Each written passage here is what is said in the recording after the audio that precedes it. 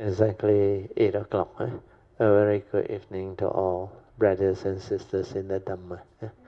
So today is the 20th August 2024. Tuesday class. As usual, we will be sharing the following Dhamma from this book, the wonderful Dhamma, Lotus Flower Sutra. We are at page 600 something, 602, yeah. So as usual, let us gather. We will have our physical puja. Come. Namo 本师释迦牟尼佛。Namo 本师释迦牟尼佛。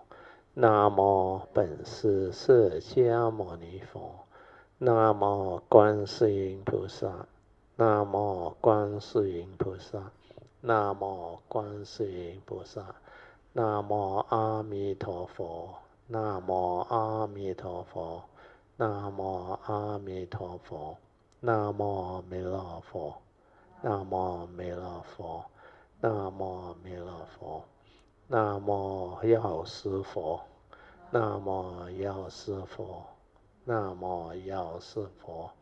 南无普贤菩萨，南无普贤菩萨，南无普贤菩萨，南无地藏王菩萨，南无地藏王菩萨，南无地藏王菩萨。阿拉汉萨玛萨布多巴嘎哇，布当巴嘎วัน当阿毗瓦帝米。สวากาโตภะคะวะตาธัมโมธัมมังนะมัสสามิสุปฏิปันโนภะคะวะโตสาวกสังโฆสังฆังนะมามินะโมตัสสะภะคะวะโตอะระหะโตสัมมาสัมพุทธัสสะนะโมตัสสะภะคะวะโตอะระหะโตสัมมาสัมพุทธัสสะนะโมตัสสะภะคะวะโตอะระหะโตสัมมาสัมพุทธัสสะบุตตังสารนังกัจฉามิธัมมังสารนังกัจฉามิสังฆังสารนังกัจฉามิดุติยัมปิบุตตังสารนังกัจฉามิดุติยัมปิธัมมังสารนังกัจฉามิดุติยัมปิสังฆังสาร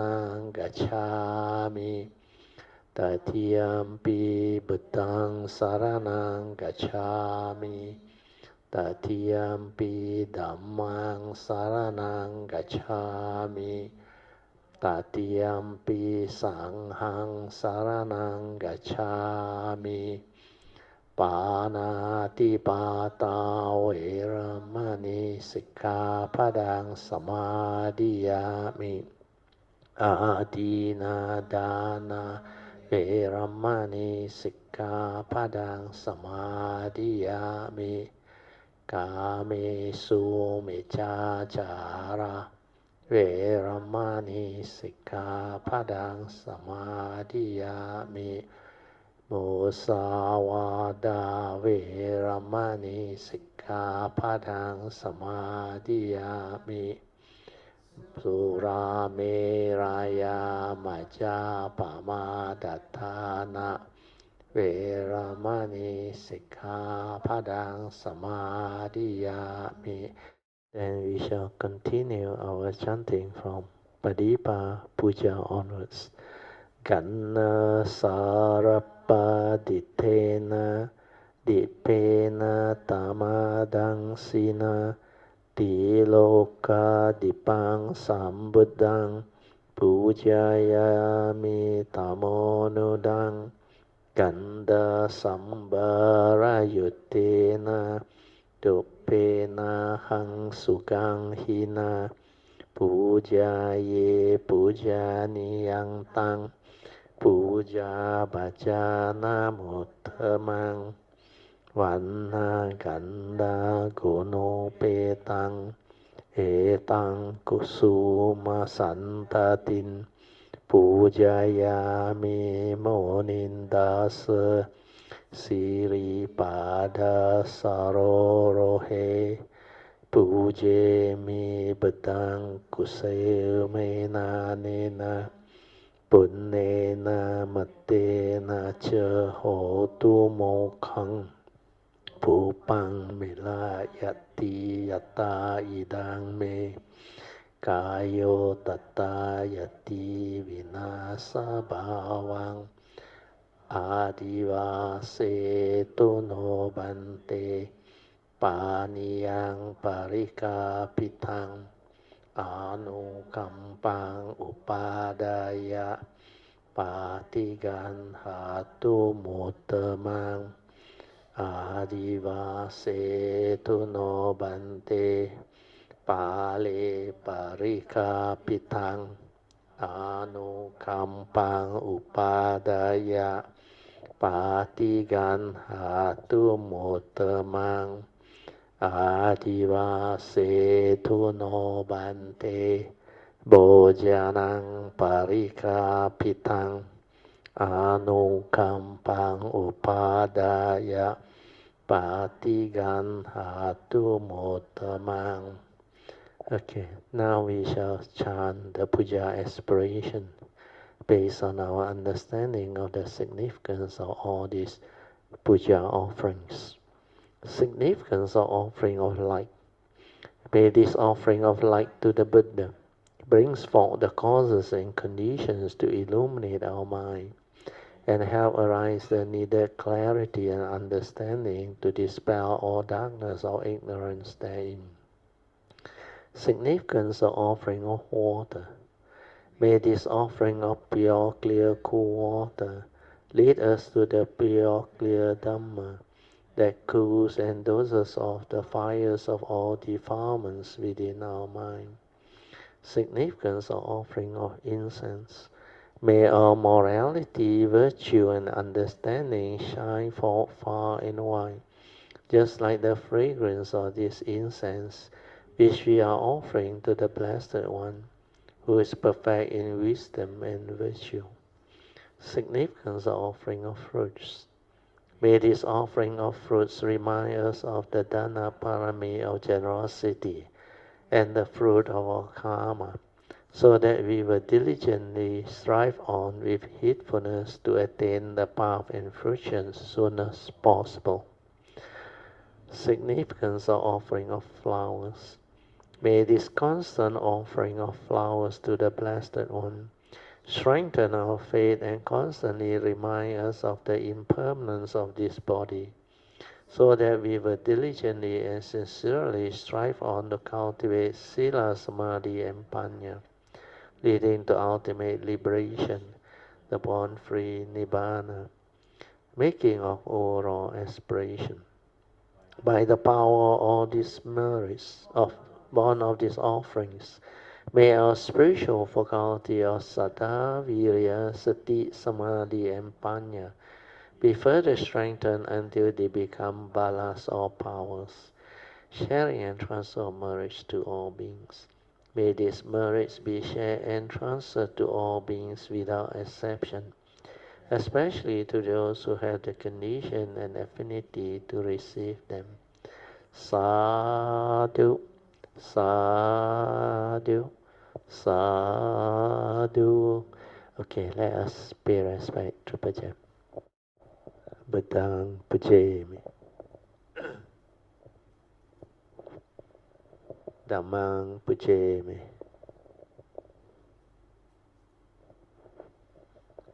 Sanghang Pujami. So this awareness-based meditation is very important. And when you have the understanding, it's very easy to develop it. So just remember the for support for awareness-based meditation, especially the first three. Basically, we only need to relax body and mind completely, so that our mind, our physical body is really relaxed and at ease. No more thinking, no more thought. Then, second support is to maintain awareness. Means we just have to hold on to the awareness within. Means maintain the awareness nature that each and every one of us has. Most human beings are not able to do it because they think a lot. They verbalize a lot. Their thought process is very, very noisy and very busy, very heedless. So to maintain awareness means just allow the awareness nature to be there. Means stay there. Maintain awareness.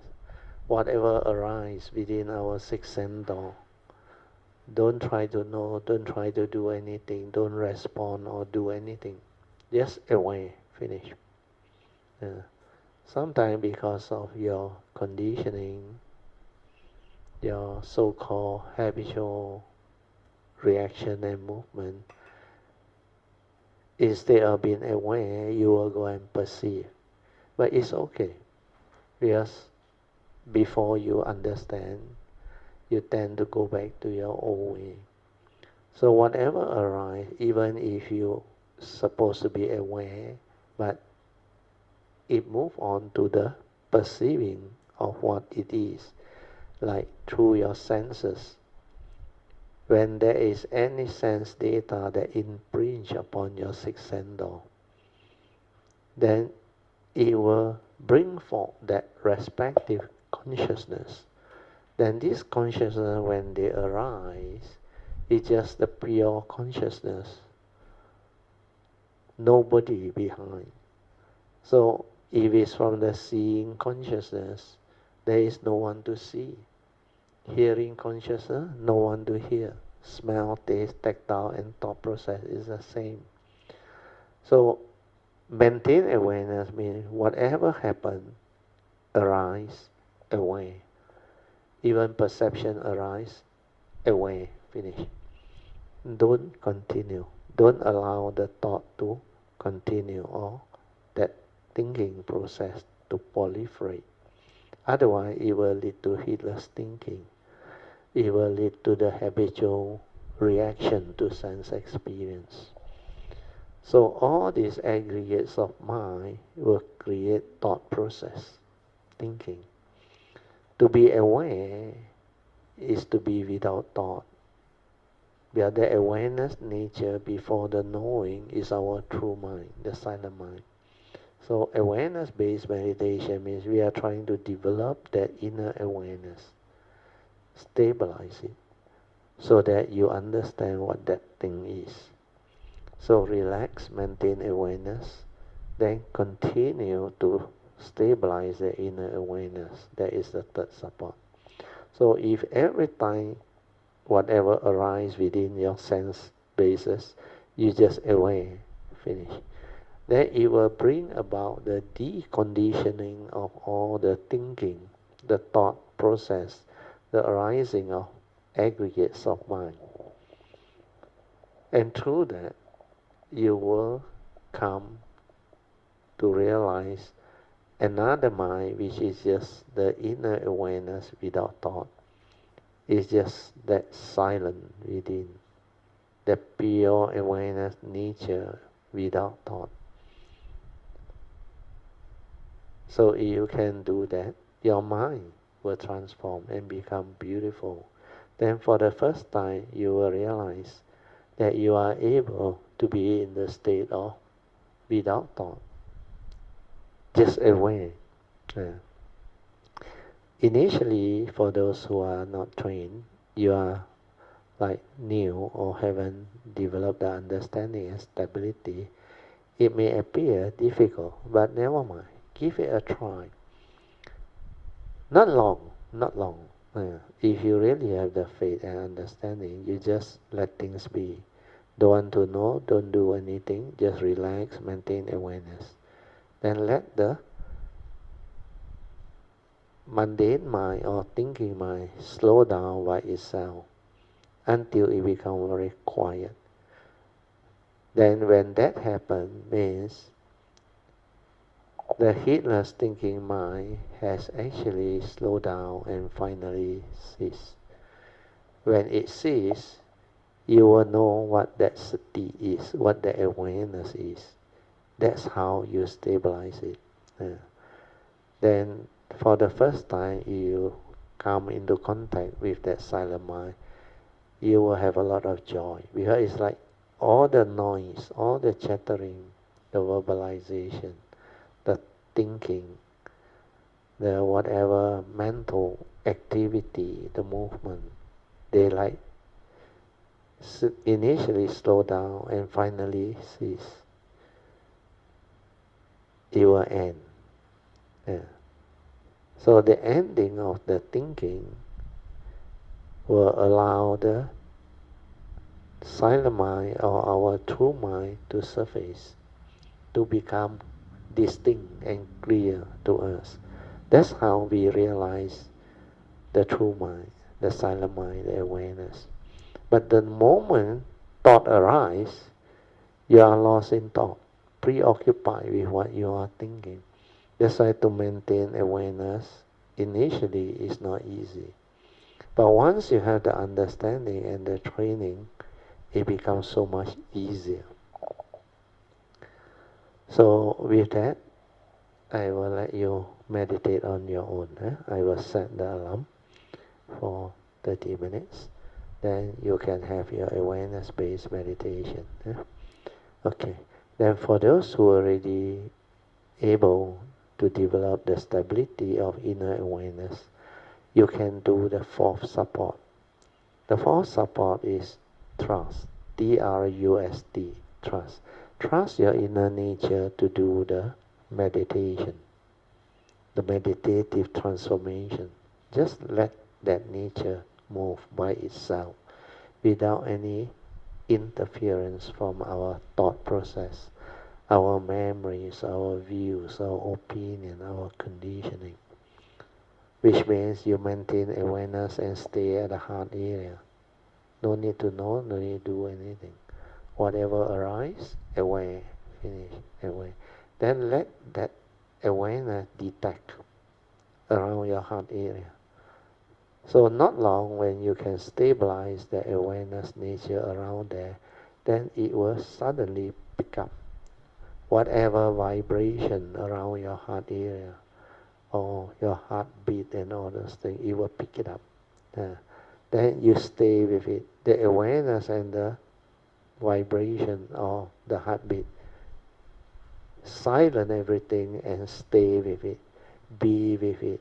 Means awareness and the kaya activity, the movement as one. Until it become like perfectly synchronized.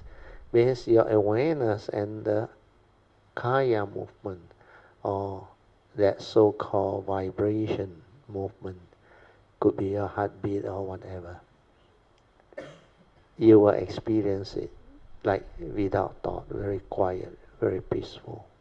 Then you can experience piti, sukhang, then maybe some form of quietness.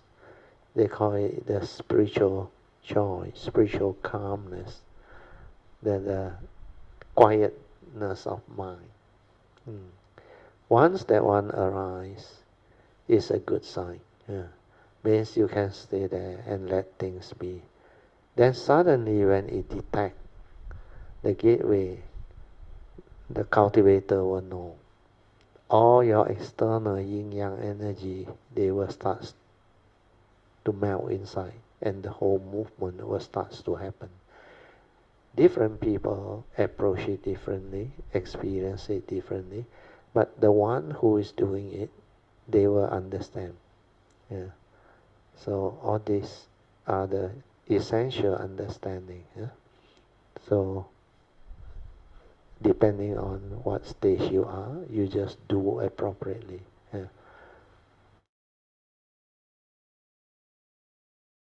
You can slowly, mindfully come out of the meditation.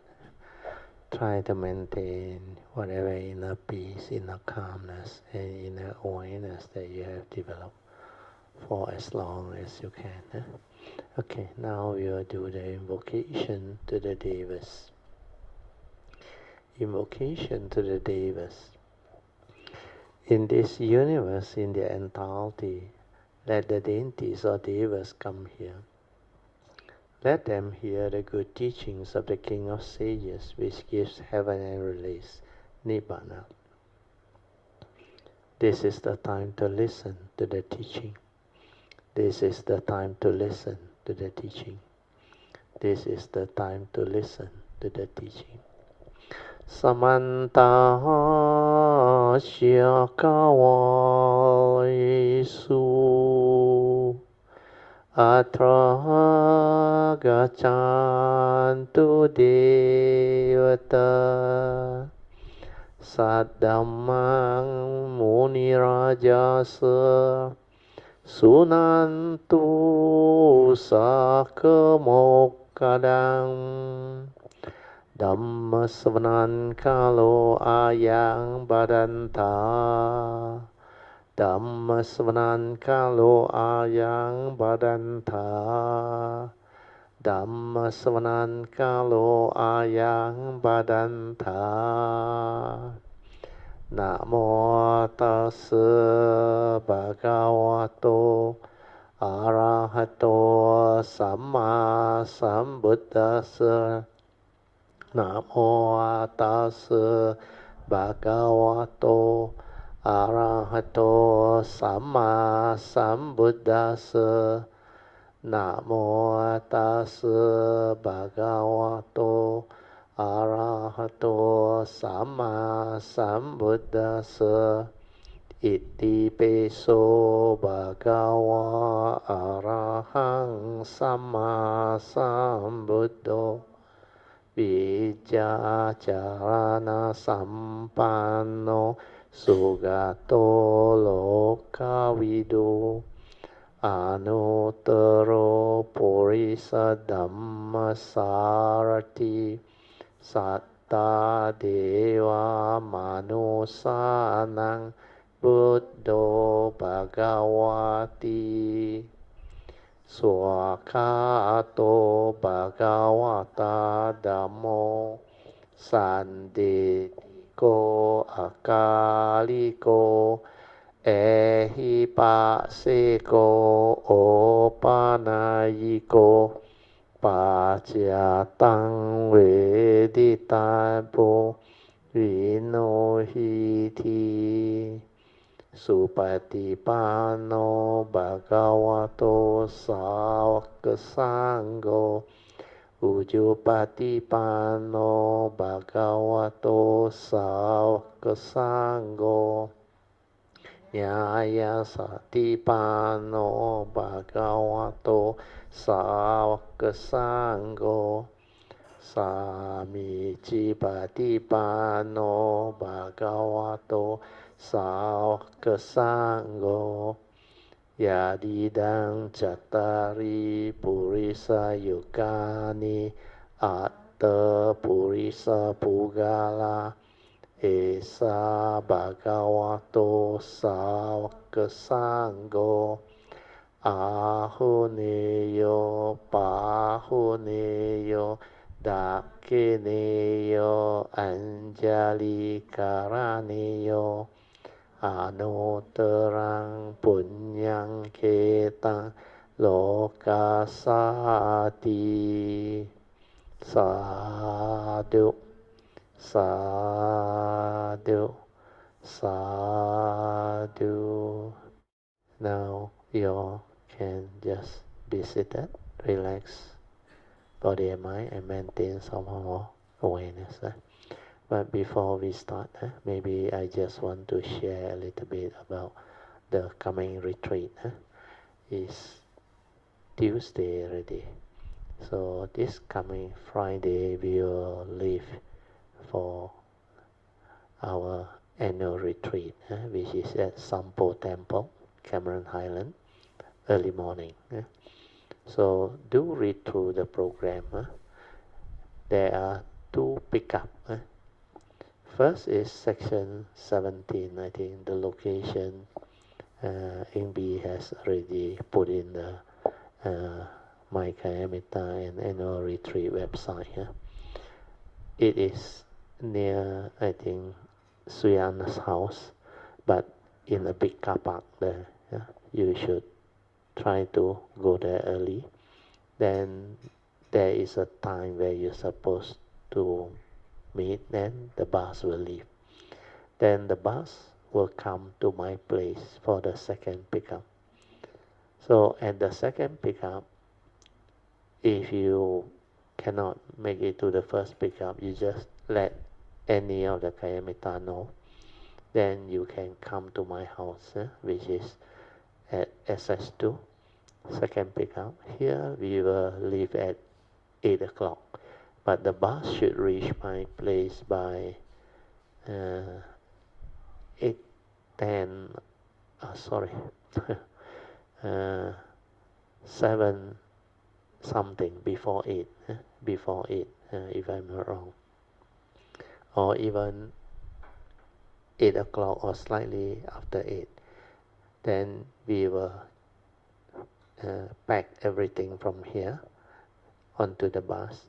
Then we will leave from my house. So if you miss the first one, you try to make it to my place. Otherwise, you let us know. We'll wait for you. But try not to be too late. It's best you come early. Then from my place, those who coming to my place, if you want to have breakfast, you can come earlier. Maybe meet at my place about 7:15 to 7:20 like that. Then opposite my house, you can have your breakfast at the coffee shop there. And within less than half an hour, you should finish. So come back here and load our luggage up. Then we will leave from my place. Okay? Then the other thing you must remember is all the list of things are the checklist that Ingbi has given you all. So Sister Ingbi has listed a very comprehensive one. But the more important one are your warm clothing, because the temperature up there is quite cold at night. Daytime is about 20 plus degrees Celsius, maybe 23 to 25 or what. Then at night it can drop to sometimes 12 degrees Celsius, but most of the time it's about 15 to 16.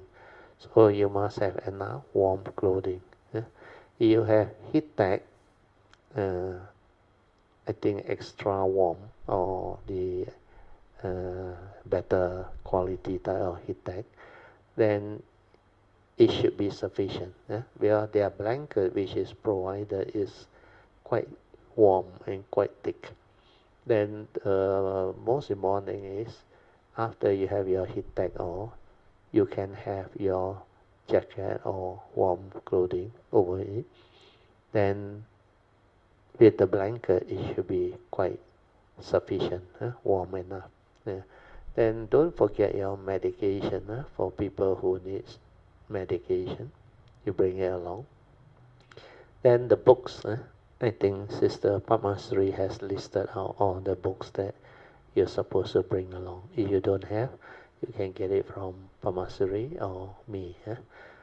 The Singaporean group, I think 3 of them, they are coming over to my house this Thursday about 3 to 3:30 to pick it up. Then for those who still don't have, you let us know. I will try to bring some copies up. I have about 3 copies only, I think. But the other books I may have 8 to 10 copies. So regarding the program, I already sent out the soft copy. You all can have the hard copy when you are up there. Then read through the program so that you understand. Then there is a duty list also, I think. Sister Padmasuri, Alicia, they all, they have come out with the duty list to help Kayamita attending this annual retreat, to have the what they call understanding, to make this retreat a very conducive retreat, because we have decided to, like previous year, hire helpers. There are 5 of them. This year we got an extra, total 5, to help us with the washing of dishes, all those things, so we don't have to do that ourselves. Then, if I'm not wrong, even cleaning of the toilet, I think we also ask the helper to help us do. So your duty is very light. Most of them are involved with the meditation hall, the setting up and the cleaning and all things. I think PG will be in charge. There are quite a number who will help them. Sister Ingbi and you. I saw your name there. Yeah, so don't worry. The rest is sweeping the corridor, mopping a bit. Then there are 2, I think, strong people who need to carry the water, drinking water or whatever. So if the 2 of you can manage, is the best. If cannot, you ask Chin Hao to help you. We are Chin Hao quite familiar with the handling of the distilled water and all those things. But bear in mind, Chin Hao busy with the recording and also the Zoom session. So those who follow from Zoom, this year I think there will be a lot more. So the login, I was told by Chin Hao, is the same, but the timetable actually follow our retreat program. So Chin Hao will send it out. Then any changes we will inform you. This Thursday night, Chin Hao will send it out, the link, everything, and the program timing, so that you can plan your time to actually attend them.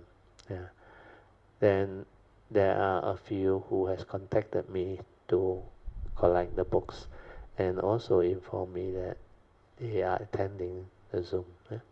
So this year there will be more. Then in the physical class, I think this year we have about near to 30, 29 to 30.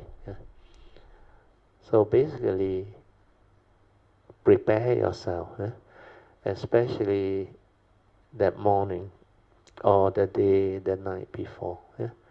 Pay respect to your author and make the affirmation or determination that you want to make full use of this retreat, annual retreat, to help you gain further understanding and progress, so that you can be a blessing to all, like many Kayamita who has done it.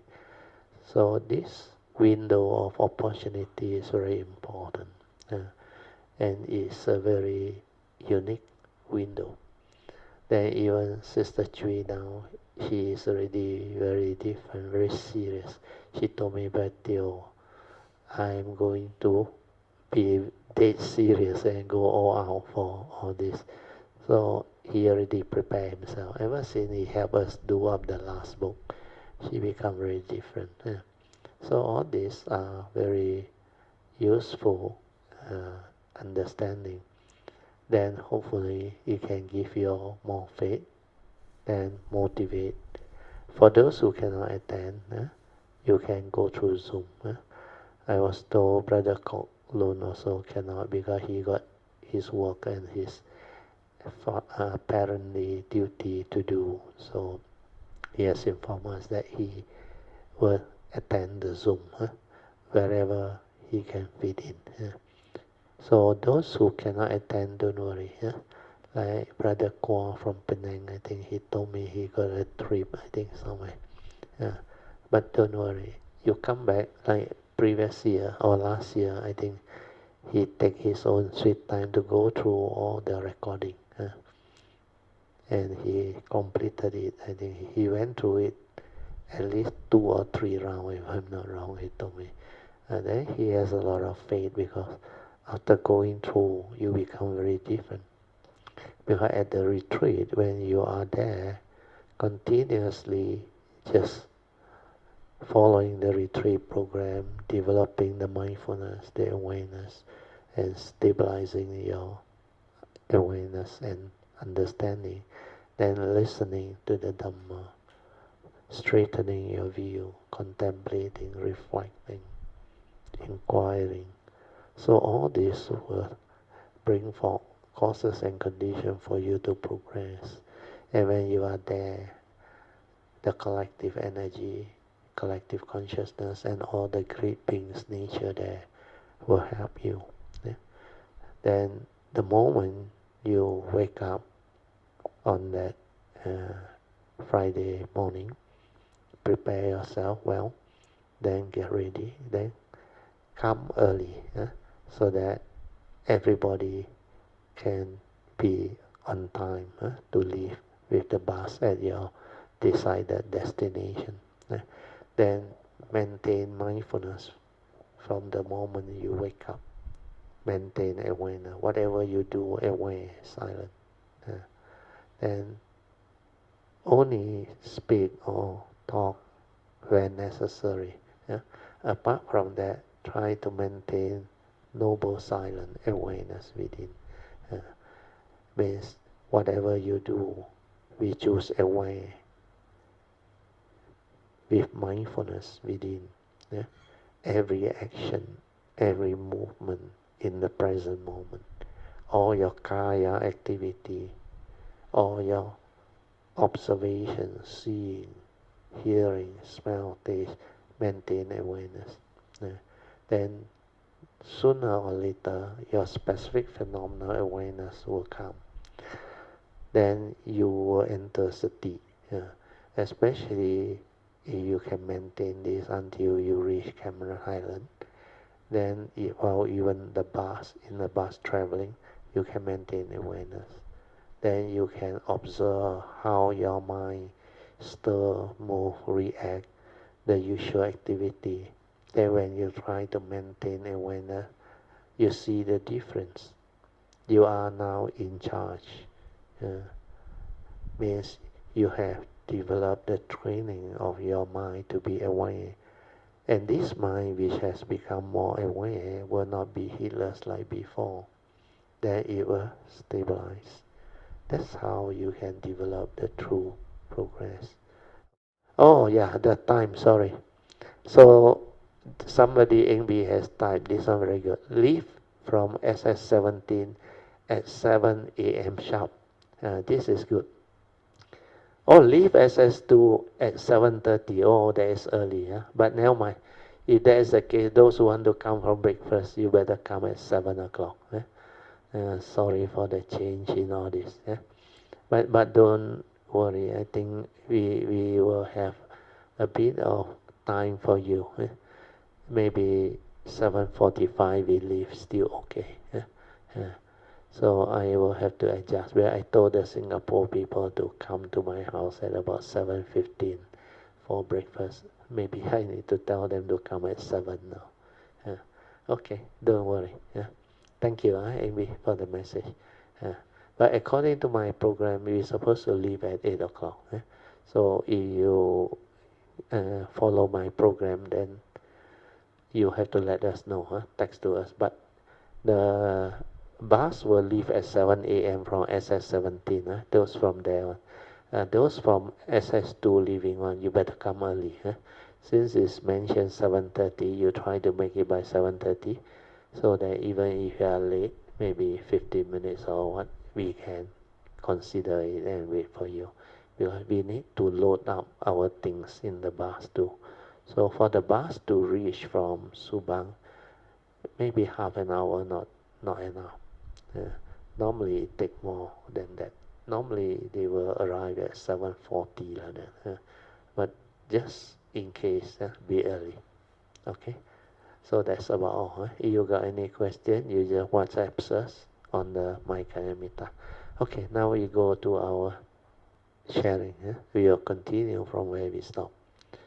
Okay, page 602, specific analogies. So, first one is analogy of the elder seeing the fire burning, the burning house. The analogy of the elder choosing the cart over the Devas. Then number 3 is the analogy of giving a Greek cart to each child impartially. Then number 4 is the analogy of not being guilty of lying. So we will go to the sutta proper, the sutra proper.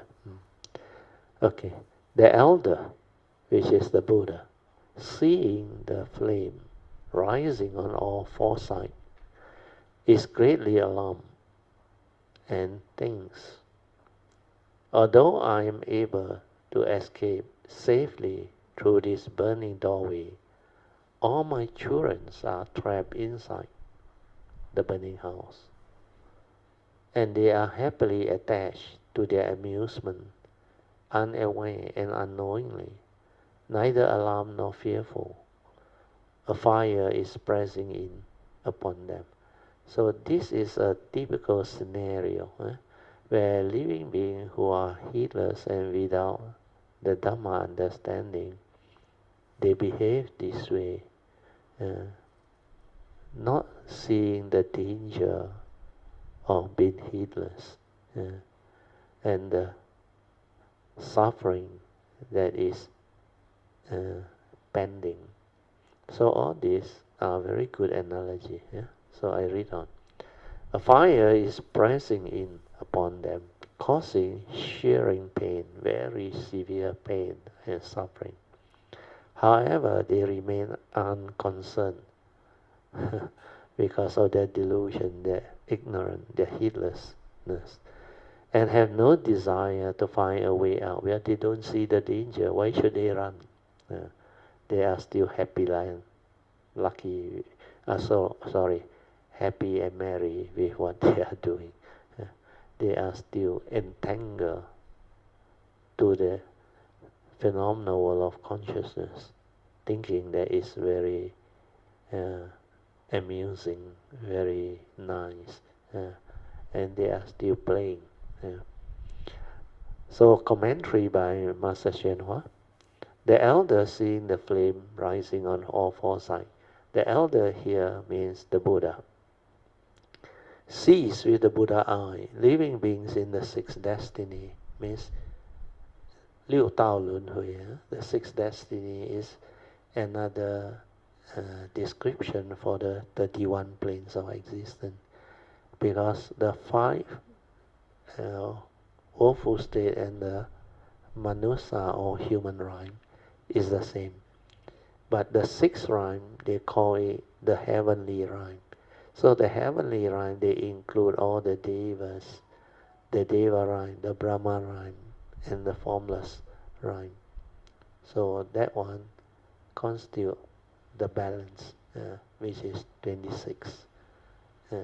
26 plus 5 is 31. So the 6th destiny being burned by fire of the 5 skandha means the 5 aggregates, grasping aggregate. They are the cause of suffering. So all this mental suffering, physical suffering, karmic retribution, suffering, affliction, they are like fire, burning, shearing, tormenting. So to the Buddha, he can see them, living beings who don't have the Dhamma understanding, the wisdom. They will be like trapped. They cannot escape from this law of karma. So living beings of the 6th destiny, they are being burned by the fires of the 5 skandha. Means due to your lack of wisdom, the 5 aggregate is being grasped onto. That's why the upadana khandhas or grasping aggregate is the cause of suffering. If there is no delusion, sakkayaditthi, to grasp, to cling, to hold onto this 5 aggregate, then you will be free. You will not be entangled. You will not grasp, cling, and deludedly hold on to them, leading to all the First Noble Truth reality that conditions suffering and misery. Means the reality of life and existence. Then the Buddha sees that living beings are in grave danger in the burning house of the three rhyme. The three rhyme also represent the 31 plane of existence. We have the sensual rhyme, the form rhyme, and the formless rhyme. Total 31 plane. Then the foresight represent the four application of mindfulness. Means if you do not cultivate the four foundation of mindfulness, you cannot liberate your mind. You cannot free. Then you will be entangled. So this burning house of the three rhyme or 31 plane of existence, they really bring forth suffering. So this is a very good analogy. So those who are deluded, heedless, who don't have the understanding, they will become victim to all this. So for us, cultivator of the way, you see the danger of heedlessness, the danger of not having this Dhamma understanding. Then living being will get entangled. So it's just like for those Kalimita who has developed the understanding, you see the danger of being heedless very clearly. But that is the way things are. Living beings are just the way they are. Being deluded, they live the heedless life, the deluded way. So all this entanglement is very natural. Then for those who haven't developed the understanding, maybe you still don't see the great danger in being heedless. But for those who have the understanding and have seen it, realized it, they will never allow it to happen again. So all this is what the teaching is capable of. It can let you develop the wisdom and the understanding to liberate your mind, to free you completely from suffering within the conditioned world, so that this burning house will not trap you. Because when you have the understanding, you see with direct seeing the clarity of it, then you will not grasp, you will not cling, and you know, he know you, he know me. No one die, no one born, no one sick, no one old. The world is still the world, dependent, originating, condition, arising, cause of phenomenon. There is no permanent, unchanging entity within where we can grasp onto, cling onto, hold onto, and say, this is me, therefore all this can be mine. That is delusion. So I will read on. The four foundations of mindfulness, they are, number one, mindfulness of the body. So here they use the Mahayana tradition to approach it. They always say, contemplate the body as impure. This one is to develop the non-attachment, the non-clinging. So that's why they use the word impure. But the actual teaching in the four foundations of mindfulness, as we all have gone through the Theravada tradition teaching, there are basically 6 categories of cultivation and practices. So this one, contemplate the body as impure, is only under one of the contemplation, the 6, the 32 parts. Actually, the 32 part got deep meaning. It shows to you that when the parts come together, like the bullock cart analogy, then they perform a function, then you give it a name, a concept, then it arises, exists already, like the bullock cart. So our physical body is the same. When karmically conditioned, this 32 part comes together through our birth and DNA formation. Then the what they call concept and the idea of a human being arise, of a living being arise. So when that arises, it creates a clarity within us. So that one is more important. But they always say the 32 parts are very foul, impure and all those things, so that you are not attached to the form. The real Dhamma actually is not this way. Because you must understand that this form and mind is karmically conditional and it has its phases.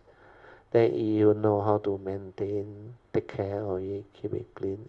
It can be a beautiful vehicle and a tool for you to make use of it while in this existential world. Because to come to this existential world, we need a vehicle and a tool, which is the form and mind, the five aggregate.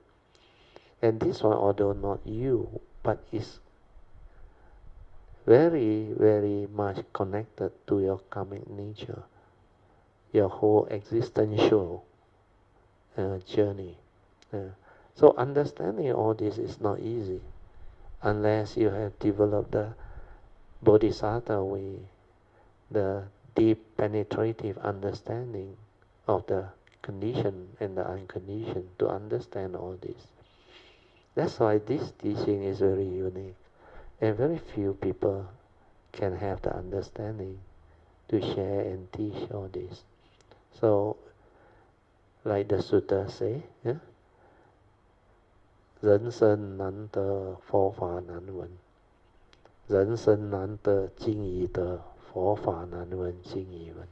Means, to be born as a human being is very rare indeed. And to be born as a human being and yet encounter the true Dhamma during the Buddha Sasana is even more rare. But since all these two already fulfilled, it is a great condition. That's why I say golden window of opportunity for you to really develop the understanding to transform. Then make full use of the Bodhisattva vow that I have taught you to make sure that this life you set the causes and conditions for all your future coming. All your future coming. Whether you choose to come or you have to come. All this, once you set it, stabilize it, plant the seed of Bodhi, and follow the advice that I have given you, the 4-page Bodhisattva vow card, which is this one. I also bring this along at the retreat. I normally slip it together with the blue book, the Cultivating the Bodhisattva Way. We are going to make use of it to actually reaffirm our Bodhisattva vow when you are there. For those who already have been doing it, I think it's your routine already. You're supposed to do it every day for at least 6 months until it becomes a part of you. So all these are the understanding. We go back to the notes, the sutta, or the commentaries. So the actual cultivation is to develop mindfulness stability, to realize our inner awareness nature, so that we have this awareness within sati, mindfulness, so that you can from there stabilize it and use it to meditate, to develop heedfulness. The moment you are heedful, you are destined for enlightenment. So the key to Kaya Nupassana is to anchor your mindfulness to your Kaya. That's why the first category of practice is Anapanasati within Kaya Nupassana. Mindfulness of Kaya. Means train your mind to have mindfulness of the in and out breath.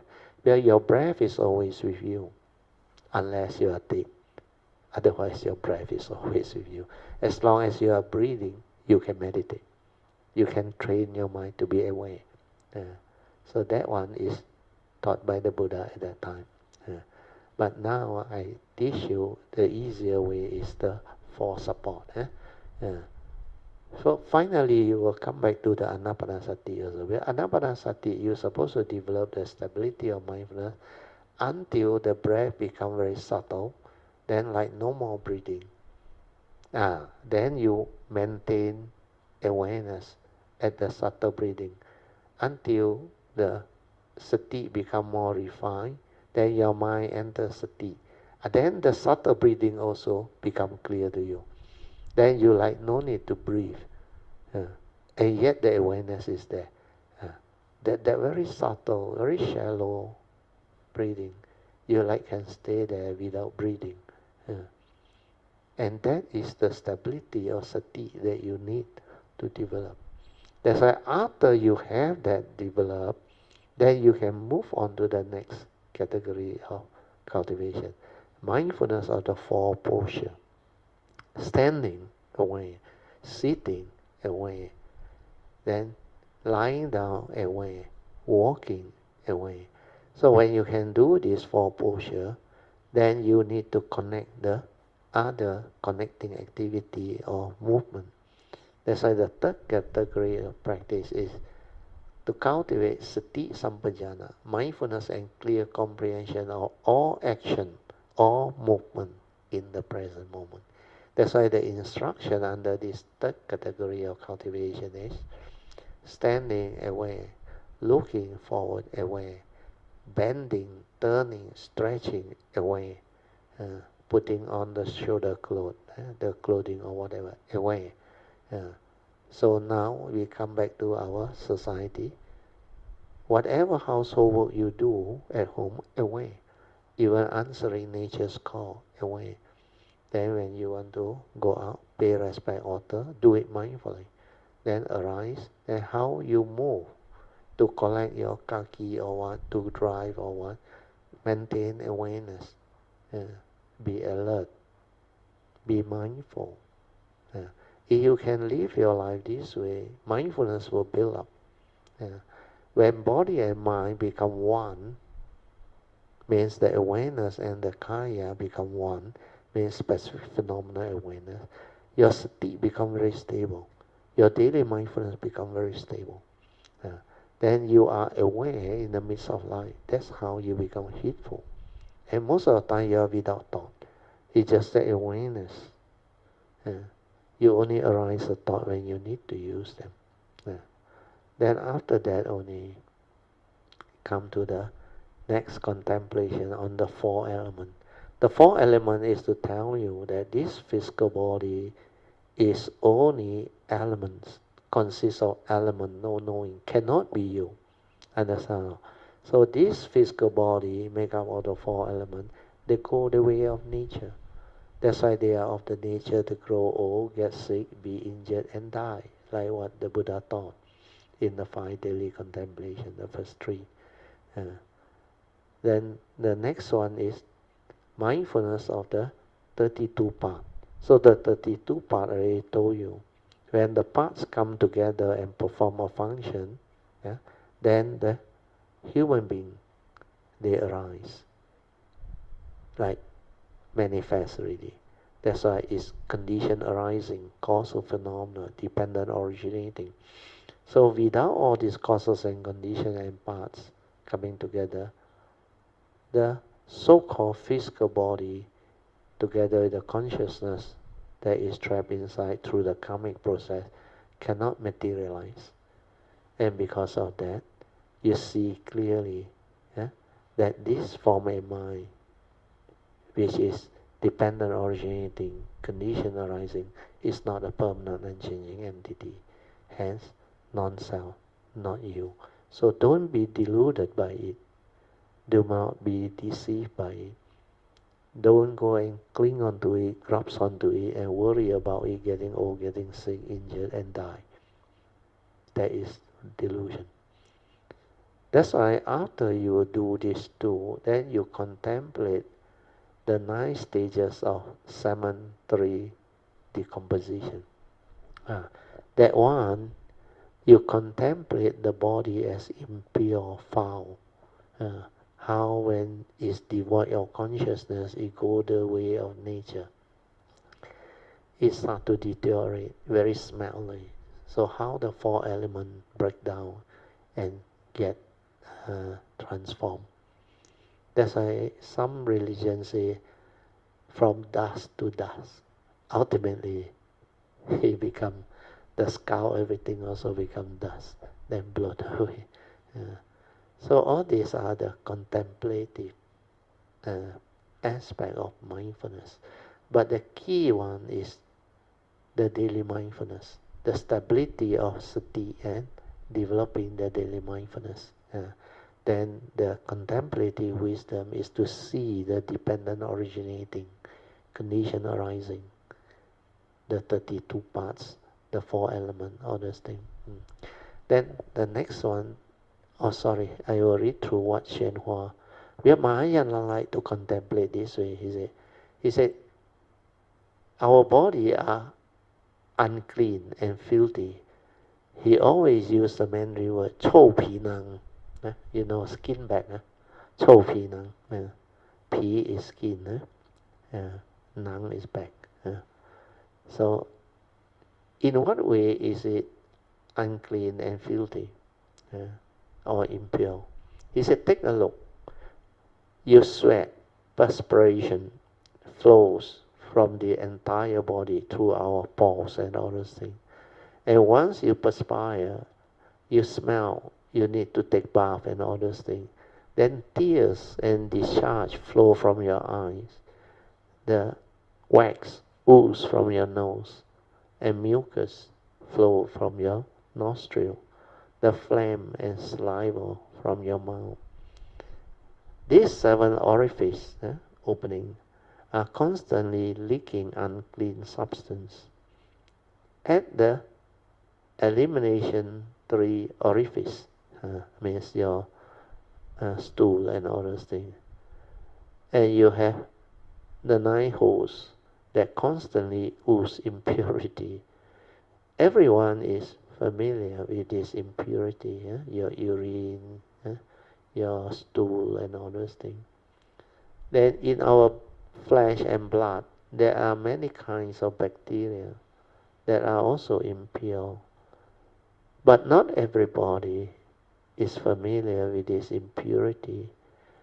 When the bacteria are mixed in blood, the blood become unclean. Similarly, when mixed in flesh, the flesh become unclean.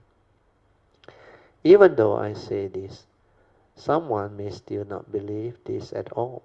But in the future, advances in science will no doubt prove that the flesh and the blood are unclean. It's all very complex, especially when people eat a lot of strange things that gets into their blood system and vital energy and do strange things. The substance within the digestive system are also unclean, within our intestine, all those things. Why would you get so obsessed about the body, given how filthy it is? So this is the Mahayana way of reflecting on the physical body. But mindfulness of Kaya is not only this. This one is just one aspect, which to me is not the critical one. The critical one is to anchor your mindfulness to develop the sati. Then the other thing about this Kayanupassana is, under the last category of cultivation, the 9 stages of cemetery decomposition, when this physical body is devoid of consciousness, means the causes and condition no longer there, means the entity ceases to be, your identity ceases to be. So what happens is, that physical body devoid of consciousness goes the way of nature.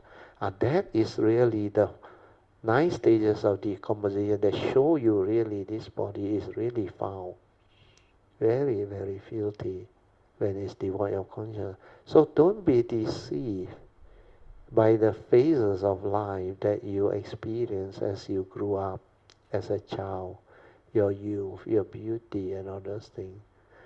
Then after that, as you grow old, how you age, how your senses feel you, how your organ feel you, how you develop sickness, disease and all those things, how you confront the first noble truth reality of old age, sickness, injury and death. So all these, they are realities of life and existence. So contemplate them, see them clearly. Do not be deceived by that external form, external phenomena. Then don't grasp and cling by the false appearance. Because that youth, that beauty, it doesn't last, understand that? It's all dependent originating, condition arising, manifestation of consciousness. That's why it's called a phenomenal world of consciousness. They may appear very real, and they can really lure and entice the living being. But when you have the Dhamma understanding and the wisdom, you see the unreality of it. You see the, what they call, universal characteristic, which exhibit clearly that they are not what you think. The universal characteristics are impermanent, leading to suffering, the empty nature, non-self nature. When you see all this, then you realize, hey no you, hey no me. If there is hey no you, hey no me, then what about all the rest? No reality. Then, as I always explain, the present moment is the highest in life. But how stable is the present moment? Split second is dead and gone. This moment they arise, next moment is gone. And that is the highest in life. So how real can life be? That's why when you have mindfulness, you contemplate, you reflect, then you realize all this is not what you think. The reality is the reality. When you have the direct seeing, the awareness nature to observe, you will develop the penetrative wisdom and realization. Then you cannot be deceived by the phenomenal world of consciousness and form. Your mind will transcend, rise above them, no longer deluded. Yeah. Okay, we go to the second foundation of mindfulness. Here, they call it contemplation of sense perception as suffering.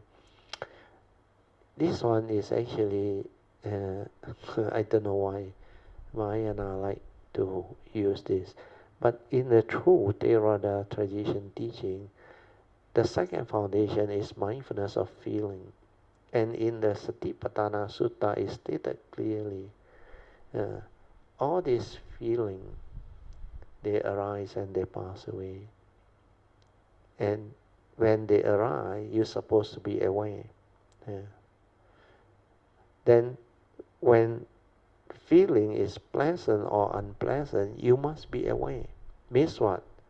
The pure feeling has stirred to become pleasant and unpleasant. That's why you arise the like and dislike. And these two are sensual desire and ill will, the mental hindrance. So when you are mindful, aware, you know this one will bring about suffering, heedlessness. Where your mind with mental hindrance, it will hinder your mind from entering the meditative state or inner peace, inner calmness and inner awareness. Then how can you meditate? That's why when you are mindful, you will develop all this understanding. Then when you know that it has stirred and become the mental hindrance of sensual desire and ill will, then you will know how to retrospectively reverse it. That's why you will not stir your mind anymore. You will develop the wisdom through the direct seeing and the contemplative Dhamma understanding to transcend duality, to go above duality of like and dislike, pleasant. The thing is just the way it is. No right, no wrong. No good, no bad. Condition like that, things will be like that. Deluded people do deluded things. You cannot say he is right or he is wrong. Then violent people do violent things. Selfish people do selfish things.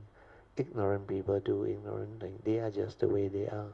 The world is the world. Condition like that. Things contemplate until very clear. Then you will not be deceived by the duality within the existential world. Because within life, within existence, duality exists. You cannot avoid duality. They are part and parcel of the existential world. That's why Dhamma exists within the existential world. But within the unconditioned, all this, they don't exist. That's why in true emptiness, when you have penetrated, realize all this is not what you think. So here I just read through quickly.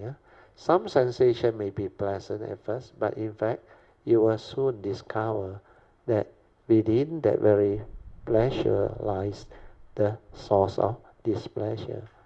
It is clear that it is clear then that the pursuit of pleasure is pretty meaningless. This is Xuanhua's version. But what I share with you all is every pleasant sense experience is a prelude to suffering.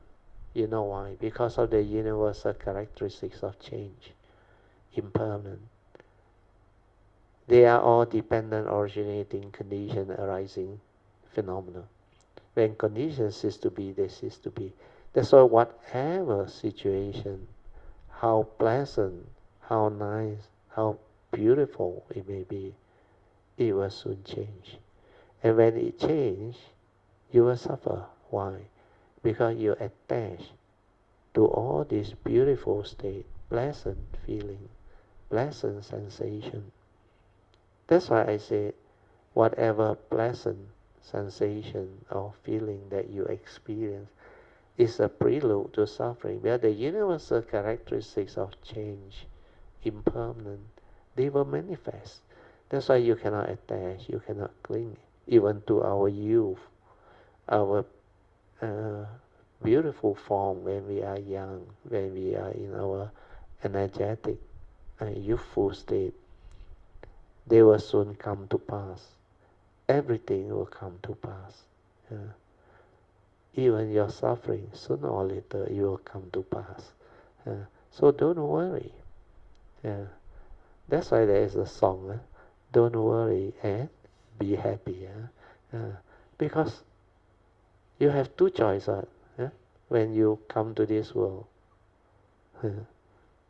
You can choose to be miserable or unhappy, which most people don't know why they get themselves into that situation.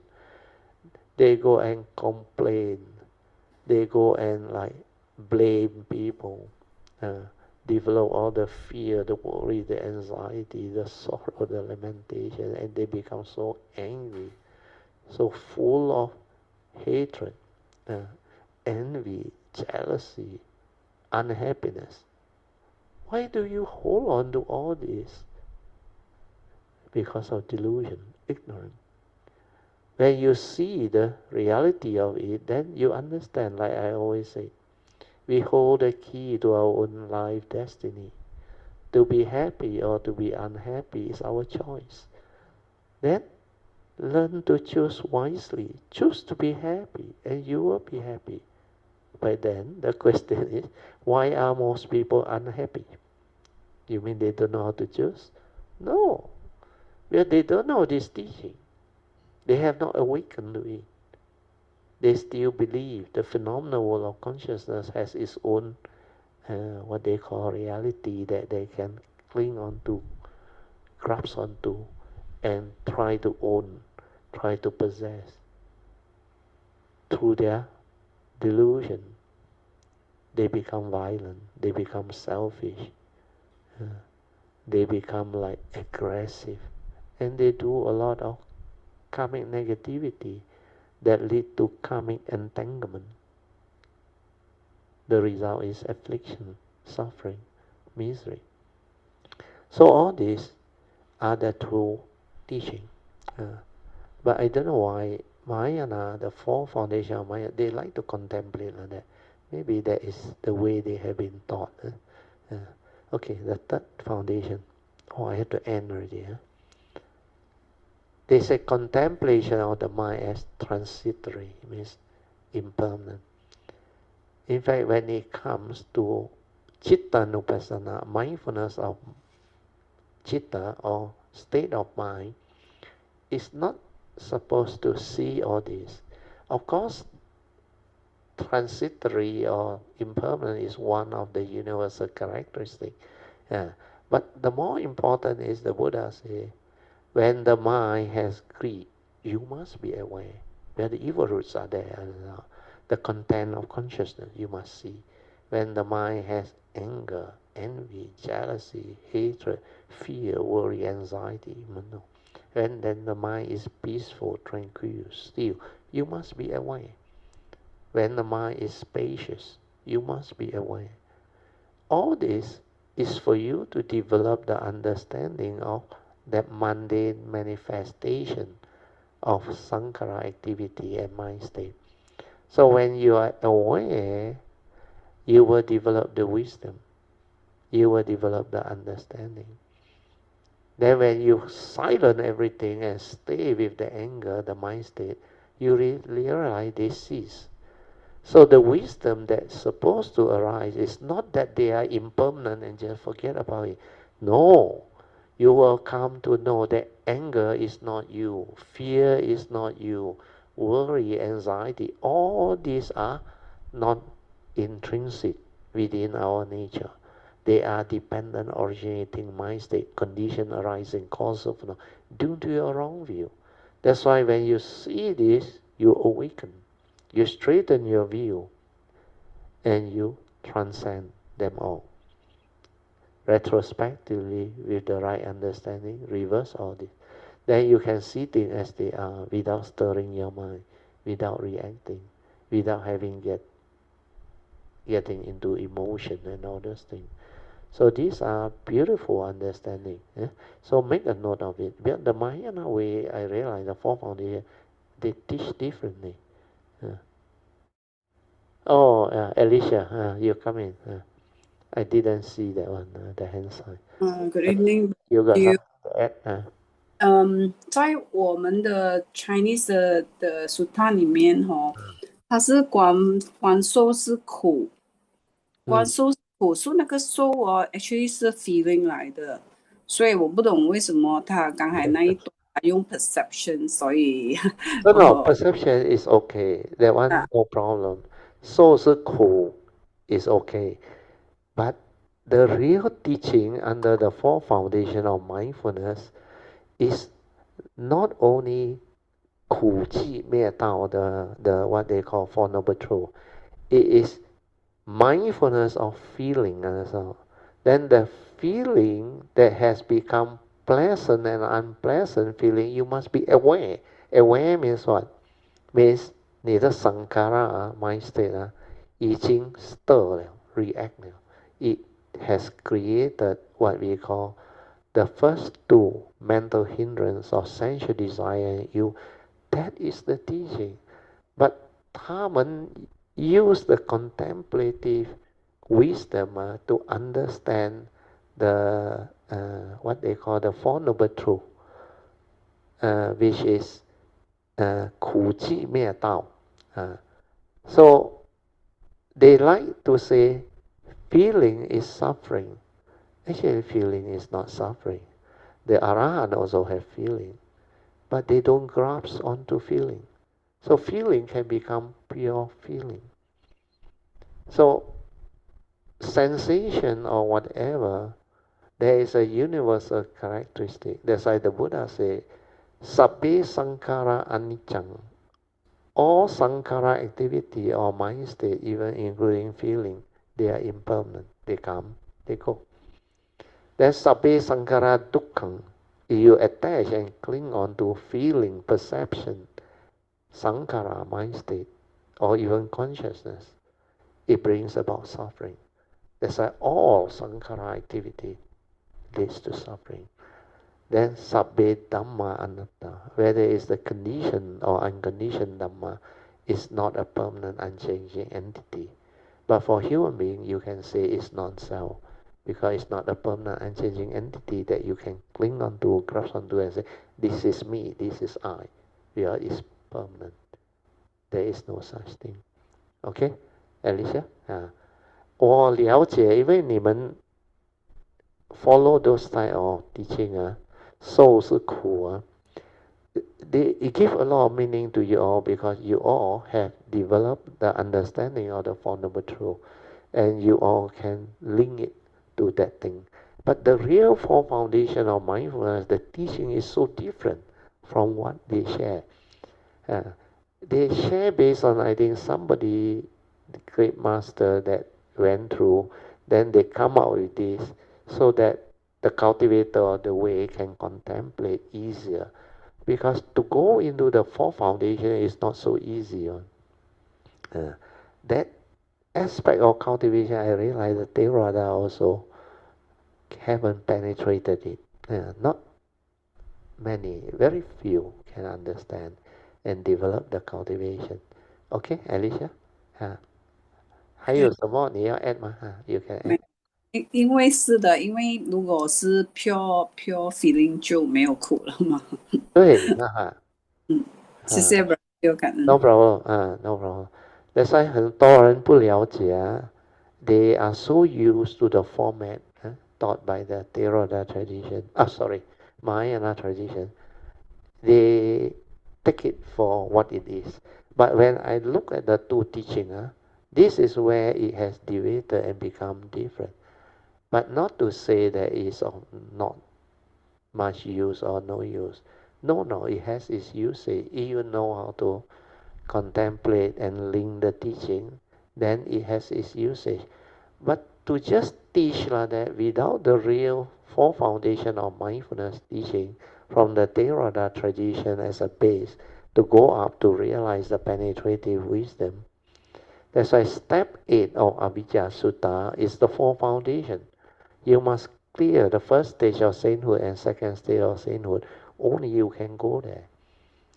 So when they change the teaching to this, it's like bypassing the four foundation of mindfulness to use the contemplative wisdom and the third turning to penetrate and to realize. If you have your past, of course, you can do it. But if you don't have your past, my advice is you better follow the four foundations of mindfulness as taught by Sakyamuni Buddha to realize the deep understanding of what sati is. Then you can go into the awareness nature and develop all those cultivation and transformation. Okay, thanks, Alicia, for bringing it up so that it can be make much more clearer to cultivate the way. Okay, so we move on. I think I have to end early. Okay, I read through this one, then we end. The constant change in every thought is like a wave on the sea. When the first thought disappears, the next one takes its place, and yet another follow. The thought come and go ceasingly. And thus the mind is ephemeral, means impermanent, doesn't last. Then the Vajra or Diamond Sutta say, past thought cannot be grasped. This one is 光清老和尚文过去心不可得，现在心也不可得，未来心也不可得。So the three perception of time cannot be grasped onto the illusionary time. So I have explained in my last book. All this, past and future, they are not the reality. They are the illusion of time manifested by thought. Without thought giving it that label, it doesn't exist. Because the only reality is within the moment. Everything arises within the moment. But we go and recall through memory the past, or we project our thought into the future. And these are not reality. These are thought activity, movement. That's why when you dwell in the past and the future, You are not in the present moment. You are lost in thought, deluded. That's why you cannot break free. So that last book, Ultimate Transformation to Transcend Life, explained very clearly. Yeah. So you read through, it will help you. Therefore, we must contemplate the mind as impermanent or transitory. This one is, the Mahayana like to use this, but this is only a small part of that important teaching.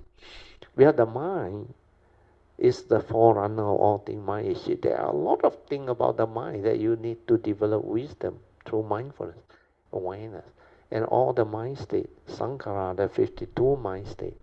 You must understand them.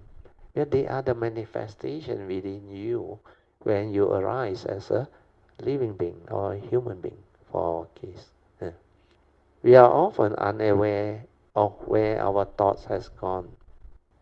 In the Mencius, Mengzi, one of the 4 books in China, it says, when people lost their chicken and dogs, they know how to go searching for them. But when their mind run away, they do not know how to search for them. So if someone's dog run away, the owner knows to search for it and may even put up an advertisement in the press or paper to say, I've lost my dog. Then nowadays they got picture also. It is such and such a color, weight so many pounds, and with the photo it become very clear. And also this type of dog. If their chicken, this type of chicken, if their chicken run off, the first one is dog, they will look for them everywhere too. But when the mind goes running off, they do not go after them. Where did their thought run off to? How can thought run off?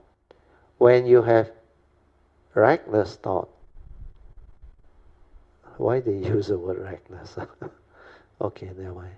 It means your mind has run off. Means the heedless thinking.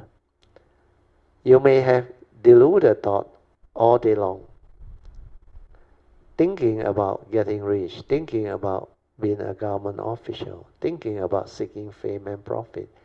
These are all deluded thought. Actually, he should redefine wrong thought or deluded thought as thought that has the evil roots of greed, hatred, and delusion, and that conditions suffering, misery, and all those things, fear, worry, anxiety. That will be much more useful. If you are destined to become a government official, you will quite naturally do so. If you are destined to be wealthy, it will happen according to your faith.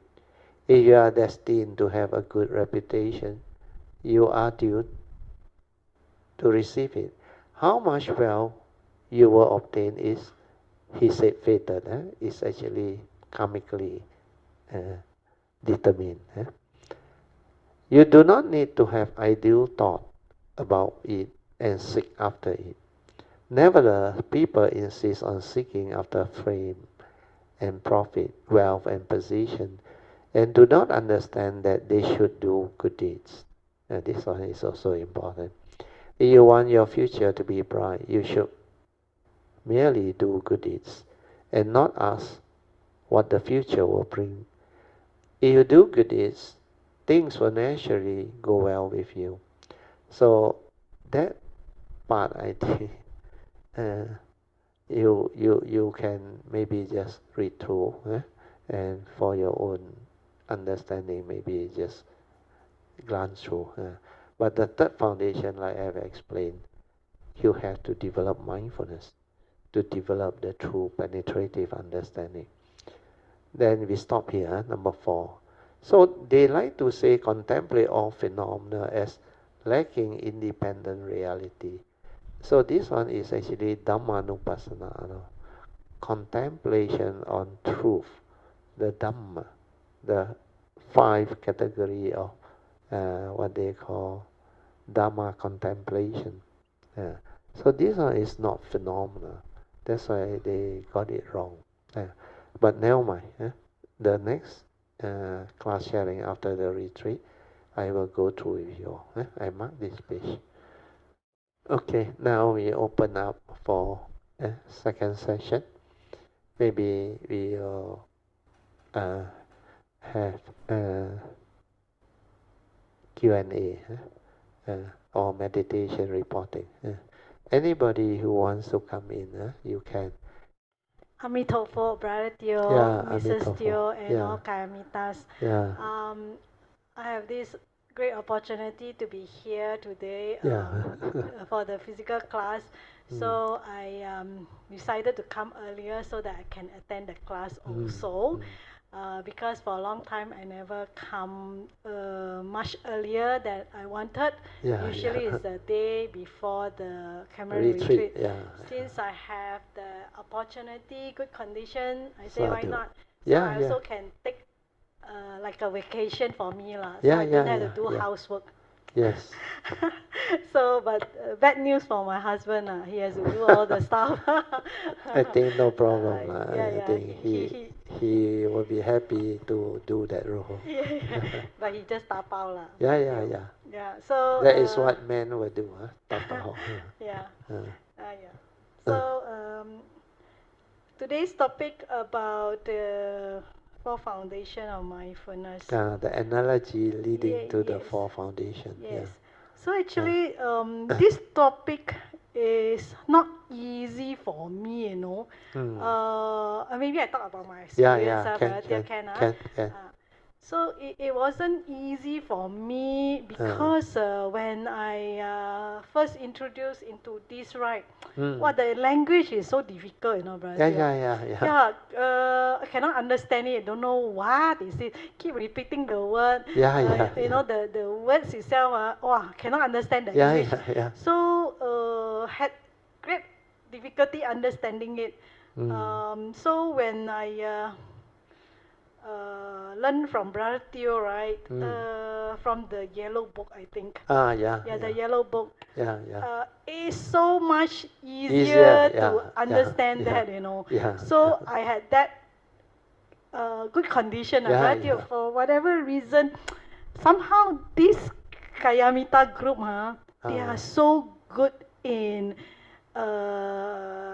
transcribing all the necessary talks, you know, talks that so that are important. Yes, so that people like me that came later, that can never benefit, get the attend, can benefit so yes. much, you know, Brother Teo. Yes. Yeah, so I had so much joy reading it. But of course, the first time I read it, know a bit of it lah.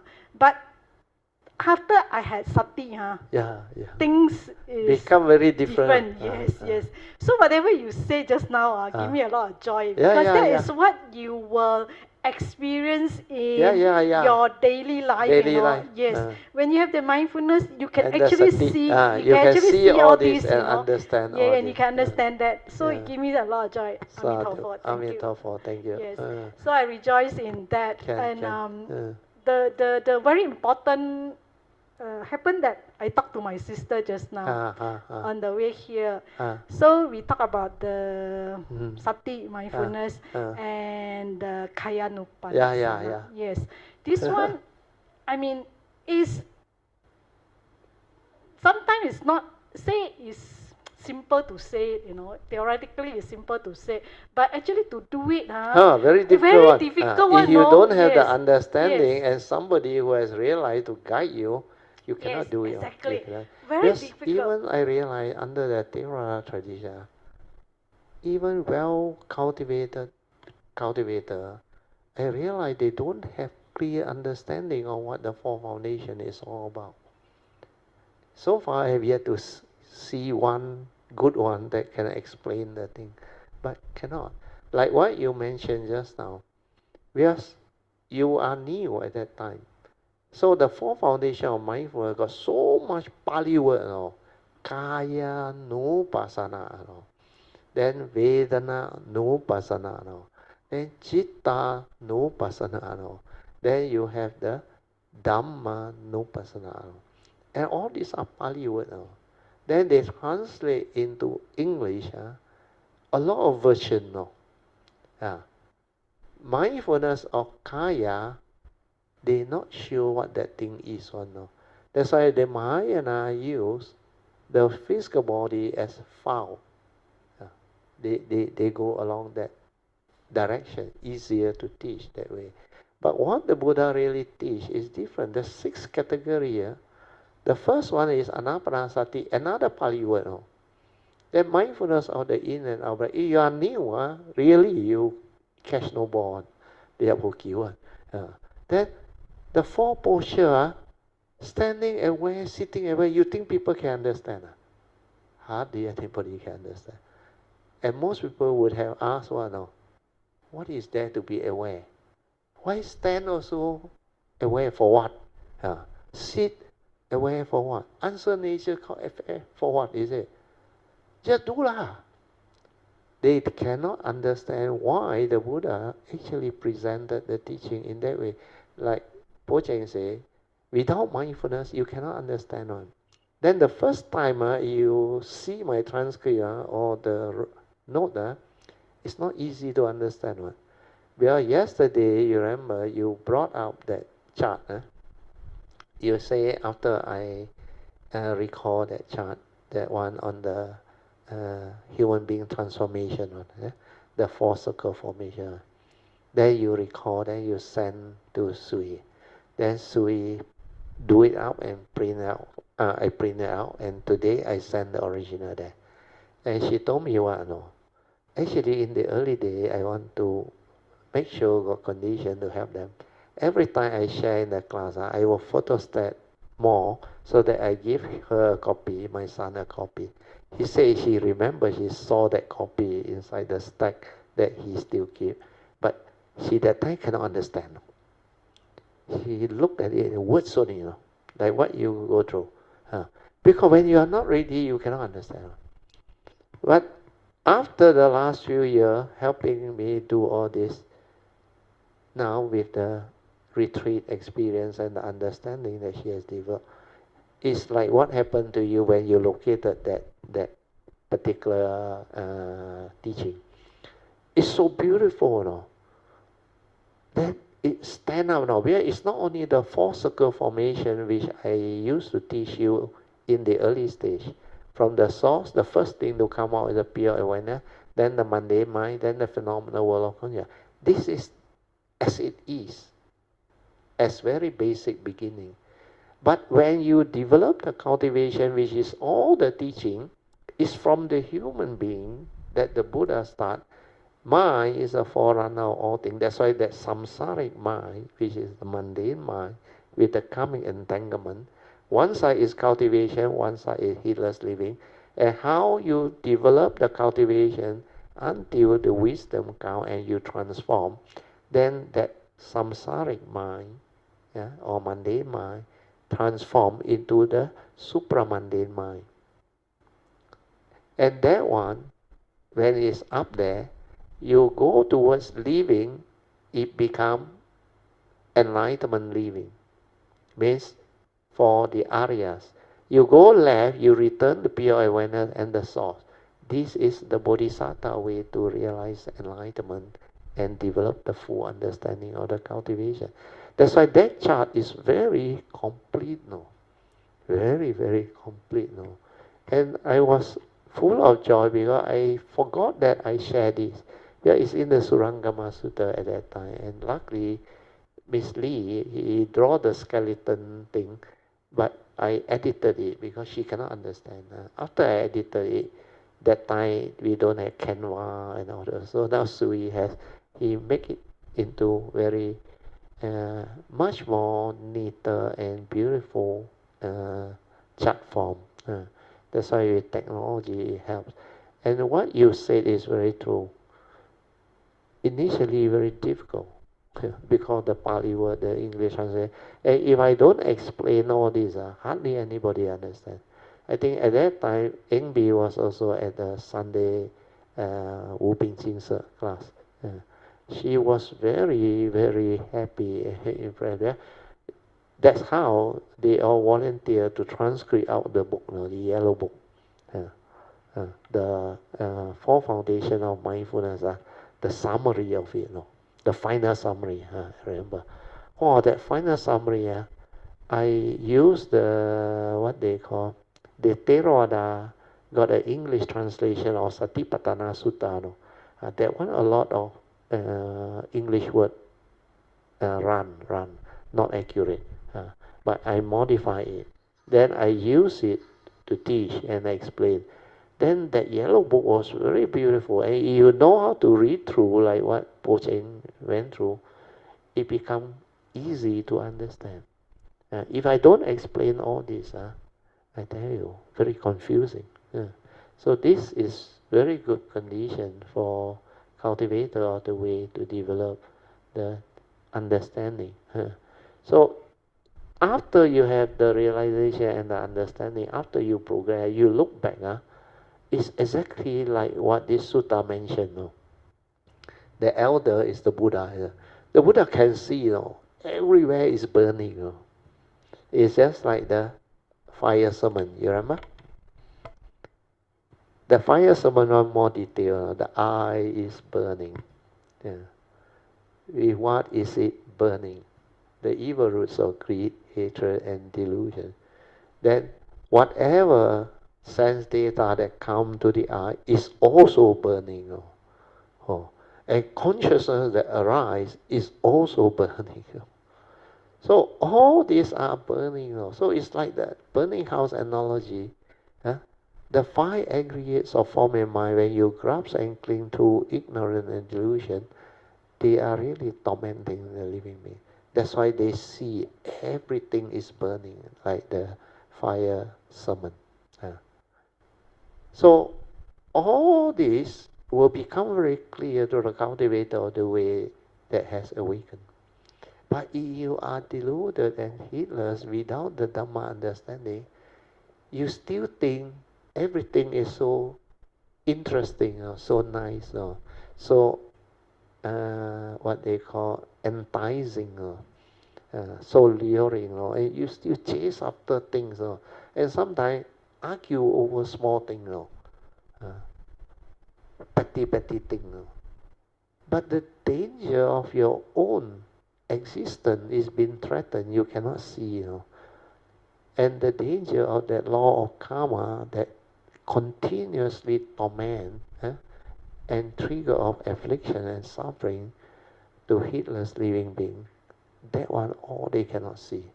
That's why that sutta's analogy is very good. Then when it comes to cultivation, it's even more difficult to see. Where this itself, when you are lost, nobody can teach you how to understand, or you can tell them, hey, run, fire. They say, where got fire? Like those people at the party. They enjoy the drinks, the food, and all the whatever good thing, music, everything. And you tell them, you better leave fast, otherwise you have to pay for the party. They don't believe you. They say, come to leng ye. You don't want to partake. Come, have fun. They tell you have fun. Then finally, everybody left already. You drunk down there. You end up what? Footing the bill and get into trouble. So all these are the analogy that you can see while you live life within the existential world. Because these are the reality that living beings who are deluded, or human beings who are deluded or heedless, they manifest this type of heedless living and behavior. And this is what the Dhamma is all about. Without Dhamma understanding to liberate and free the mind, there is no way living being can actually develop the understanding to transcend birth and death, to bring about enlightenment in the here and now, and to understand life and truly have the wisdom to live life. Not easy. That's why you look back, you all really will feel a lot of joy, a lot of very blessed that you have this understanding and you have this condition. And how many in the world, existential world, can really encounter the Dhamma, to be born a human and understand this and appreciate this. That's why I say you are not simple. 不简单. You have your past. But don't allow it to slip away. Make full use of it. Then this life, establish it, stabilize it, so that in future, all your future becoming, all taken care of. And the whole of the cultivation to Samasa Buddhahood perfection can be like sealed. So this is what you all should determine strongly. That this window of opportunity, the golden window, is very, very rare. And you have it now, when you are still having the good life and condition to go through. So make the adhitan, make the aspiration, then plant the seed of bodhi until very, very stable. Determine with all your merits and all your whatever good merits and wholesomeness that you have cultivated. I used to say, like play poker, silent everything, evoke power of merit and all go in. Well, this is the only way for you to really establish it firmly. And when you see the beauty, the importance, and the uniqueness of this teaching, and you will go all out. And when you go all out and determine, there is a very powerful adhitthana energy that goes in. And this one, like the bodhi mind that is being planted deep and very stable, it will manifest life after life whenever you come. That's why like this life, my nature come. When I young, very young, I already knew I different already. Then when the time come, Form 4, Form 5, I search already. I got no suffering, nothing. But I know how to inquire already. Then the moment I saw the Four Noble Truths, that time I was in lower 6. I straight away say no need to search it, that's it. Then how did I have all this understanding? It's because of the way I developed the Bodhisattva way. Then later on, after the 86, the message came, Kuan Yin, Maitreya, and all the teacher, the guy, all within that 2-3 years, all come. Then this nature connect. Then after that, it inherit the spiritual nature. Then I realized why my nature was like that. Well, the karmic nature already established. Everything already said through the Bodhisattva vow and understanding. And from there, when I connect in 89, the spiritual understanding came back. That's why I told you all, a lot of the things I teach you all, that I come to know this life, I never learned this life.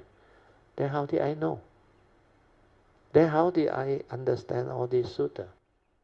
Even the commentator who did the commentary also may not penetrate so deep.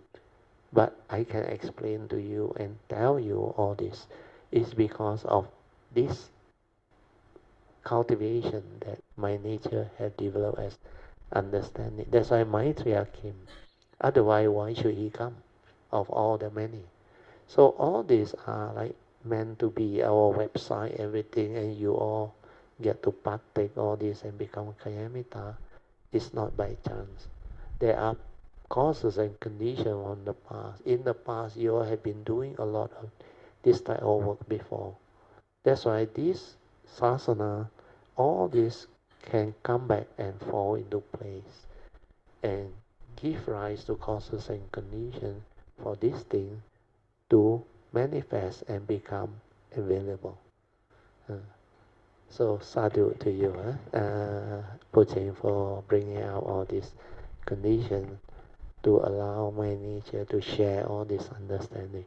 But this is like for all your future understanding, because as you go along this Bodhisattva way cultivation, you need all this understanding which you cannot get from other places. No book, right? And so far hardly any teacher who can share and teach this to you. And all this,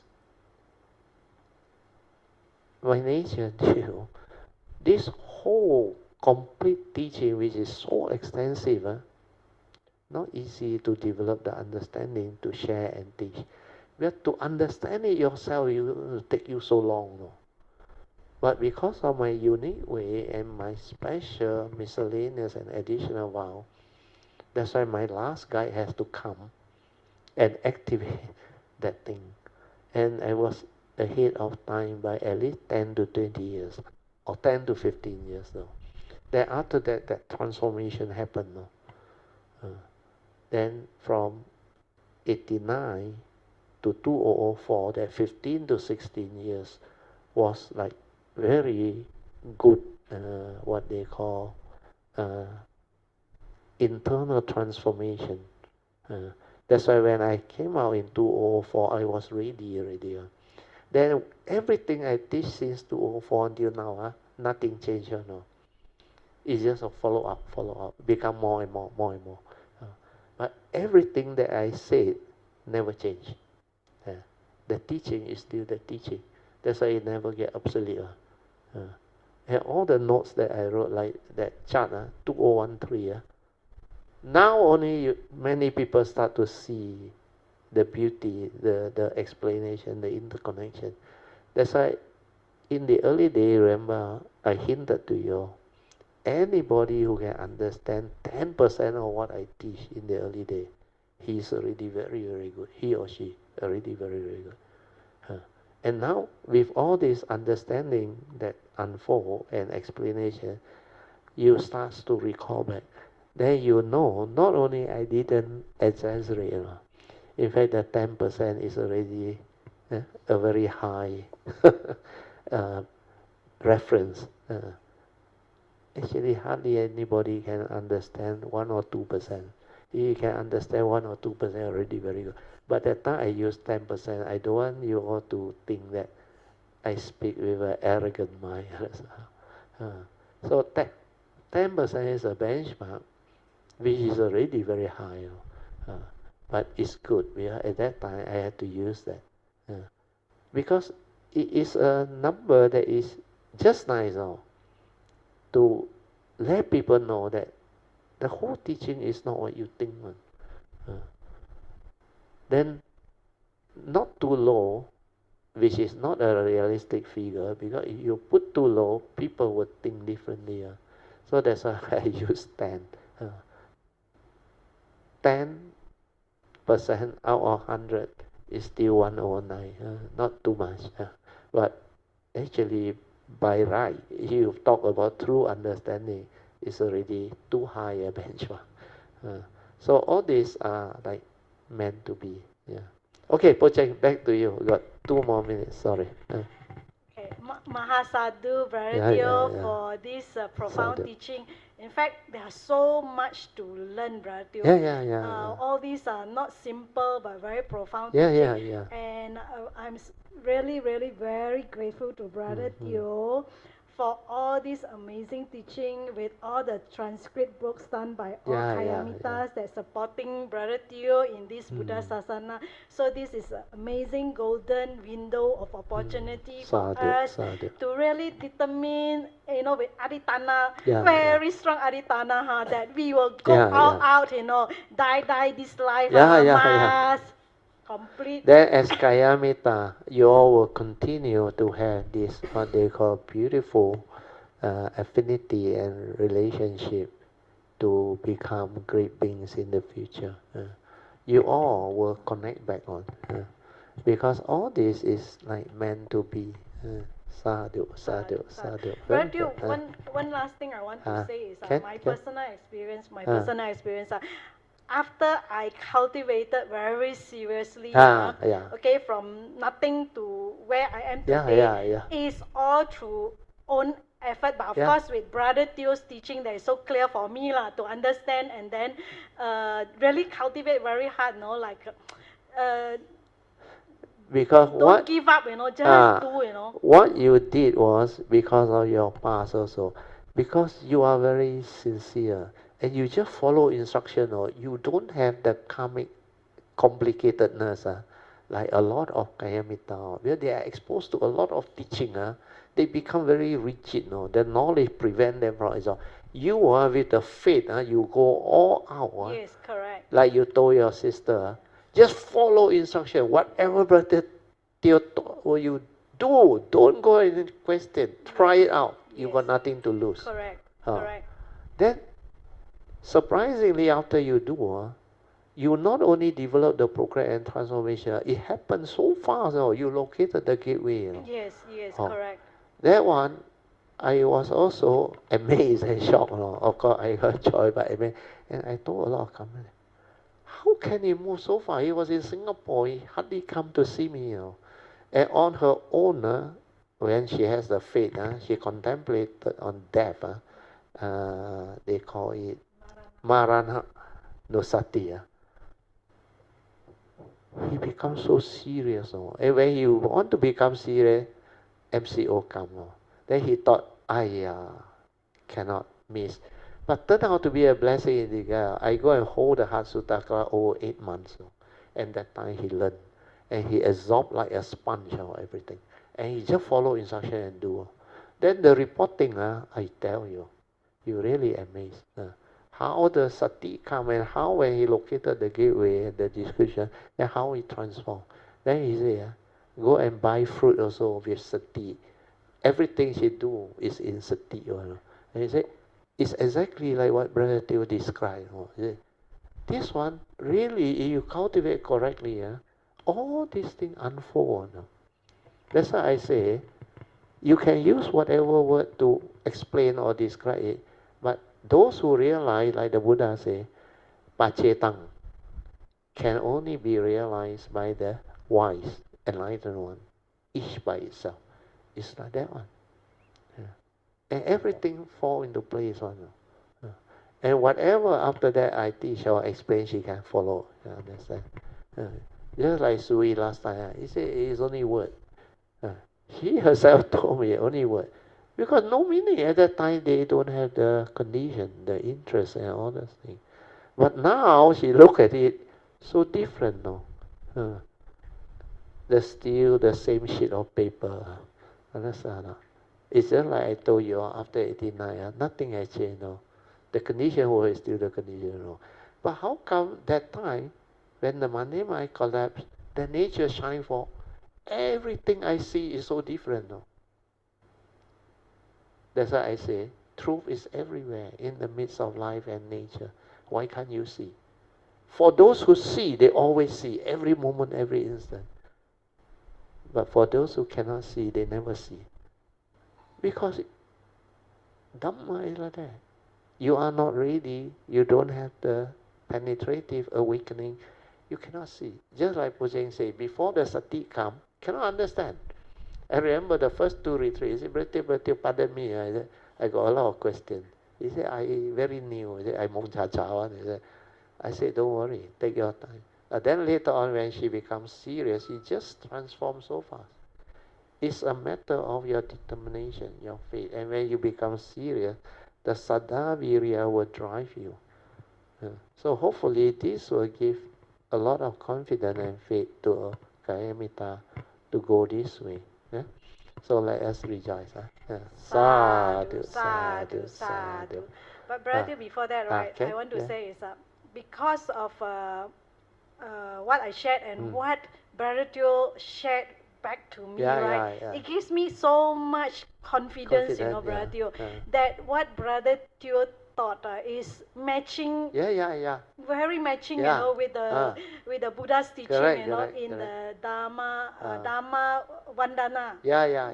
It matched, so I had so much joy and confidence, That's why I tell my sister, cannot be that Brother Teo can say the same thing, So it's like very shocking and amazing for me when I first time shared on the Zoom with Brother Teo, I was so shocked myself, Brother Teo, that whatever you said match with my your meditation experience itself, and you know, your experience, meditation. you know. I was totally amazed, yeah. That's Sadhu. why everything is Very very good, very amazing, and gives me a lot of faith, sada, you know. But also lucky because of you. Well, your sister, like she told me, he said, if it's not you, she won't believe her.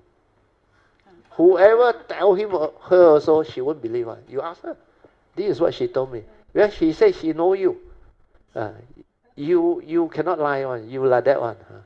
So it's because he heard from you, he has faith and he continue until today, you know, the Tuesday class. Most of the time she is here. It's because she helped you, you help her back. Hopefully she will listen and do. No problem. She will have her. Yeah, but I think she got the very good lesson. Yeah, the Wu Tai San there, Wu Tai that one is lesson meant to be. Yeah, very penetrating And for her. the last session, when she keep on trying to report that she can feel her vibration, all those things, she got excited. That is the beginning already. Yes. Then I explained to her, don't be complacent and stuck there. Yes. Yeah, that is not the thing here, that is the beginning. So you stabilize that one until your sati can. Yes. Then you can move, you know. No, then the understanding will happen by itself. Yes, you not only stop there with the joy. Oh, now I can feel the vibration. The vibration is just the beginning. It means your sati has improved.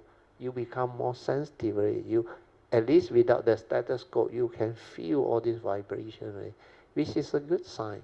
But you need to stabilize it, silence your mind completely, and let it transform further. Let it stabilize until the mind completely got no thought. Then after that, go for the what they call fourth support. But the first, second, third support, after you feel the vibration, that is just a beginning. Then you need to stabilize it until mind enters sati.